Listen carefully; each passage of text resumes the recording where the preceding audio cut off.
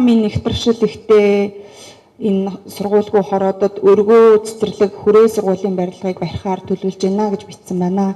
За энэ өргөө цэцэрлэг хүрээ сургууль гэдэг юу ярьж байгаа гэж байна. Энэ бол ерөөсөө нэг хамгийн бага хэлбэрээр нэг 50 хүүхдийн цэцэрлэг 100 хүүхдийн бага сургуулийг бид нар одоо яг гэр хорооллын дунд барихын загваруудыг танилцуулдаг. Одоо тэгэхээр бид нар гэр хорооллууд дээр яагаад ингэж цэцэрлэг сургуулийг өртөж юм бэ нөхөр дандаа нэг цэцэрлэг байхдаа дандаа 100-аас 200 хүүхдийн цэцэрлэгээ төлөвлөждөг.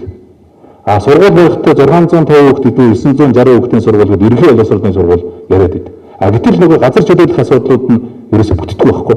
Бүтдэггүй. Тийм учраас одоо бид нар яг өргөө цэцэрлэг хүрээ сургуулийг болоод ерөөсө 2-4 айлын газрыг чөлөөлөд энэ газар дээр бид нар ерөөсө цэцэрлэг баг сургуулийн зохицлоор бариад тэгээд энэ зохицлоор бол дунд сургуулиудынхаа юм хараа зохицлоор сургуулиудаа бодж хөгжих нь богино хугацаанд өнөөдөр нийслэл дээр тэрцмаа гэр хороол дээр үүссэн энэ цэцэрлэг сургуулийн үр хэмжээг шийдэх хамгийн зөв шийдэл юм байна гэж зарж байгаа. Томоохон хороодлууд байгаа. Томоохон хороодлууд.